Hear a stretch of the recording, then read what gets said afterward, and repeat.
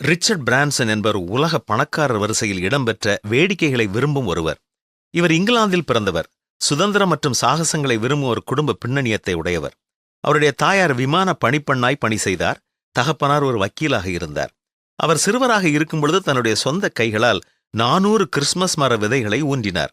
ஆனால் அந்த பகுதியில் உள்ள அநேக முயல்கள் அந்த செடிகளின் அதிகமானவற்றை தின்றுவிட்டது. அதனால் அவர் சோர்ந்து போகவில்லை. பின்னர் வீட்டில் வளரக்கூடிய கிளிகளை வாங்கி வளர்த்து விற்பனை செய்தார். 16 வயதில் மாணவர்களுக்கான ஒரு பத்திரிகையை ஆரம்பித்தார். வாலிபர்களை ஈர்க்கக்கூடிய பல வித்தியாசமான அம்சங்களை அதில் வெளியிட்டார்.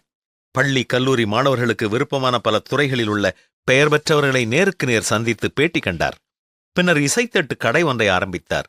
மேலும் ஒலிப்பதிவு நிலையம் ஒன்றையும் புதிய இசைத்தட்டுகளை வெளியிடும் துறையிலும் இறங்கினார். அவருடைய இசைத்தட்டுகளுக்கு பெயர் வெர்ஜின் மியூசிக். அவர் வெளியிட்ட முதல் இசைத்தட்டு விற்பனையில் அன்று முதன்மையானதாக இருந்தது. இதுபோல ஒவ்வொரு துறையிலும் புதிய புதிய முயற்சிகளை எடுத்து முன்னேறிக்கொண்டே வந்தார். Virgin Mega Store, Virgin Cola, Virgin Mobile, Virgin Rail, Virgin Hotels, Virgin Voyages, இப்படி பல்வேறு துறைகளில் முயற்சி எடுத்து வெற்றி கண்டார். இன்று வேலையில்லா திண்டாட்டத்திற்கு ஒரு காரணம், துணிவுடன் முயற்சி எடுப்பவர்கள் மிக குறைவாகவே இருக்கிறார்கள். தண்ணீரில் குதிக்காதவரை நீச்சல் கற்றுக்கொள்ள முடியாது. சைக்கிளில் ஏறாதவரை சைக்கிள் மிதிக்க கற்றுக்கொள்ள முடியாது. ஆவலுள்ள துறைகளில் கடவுள் மேல் நம்பிக்கையோடு முயற்சி எடுப்பவர்களுக்கு கடவுள் உதவி செய்கிறார்.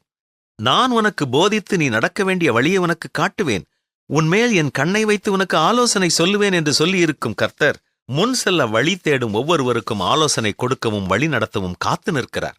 சோம்பற்கையால் வேலை செய்கிறவன் ஏழையாவான். சுறுசுறுப்புள்ளவன் கையோ செல்வத்தை உண்டாக்கும் என்பதுதான் பரிசுத்த வேதமும் நமக்கு கற்றுக் கொடுக்கும் ஆலோசனை. என்ன, நாம் சுறுசுறுப்பாக செயல்படுவோமா?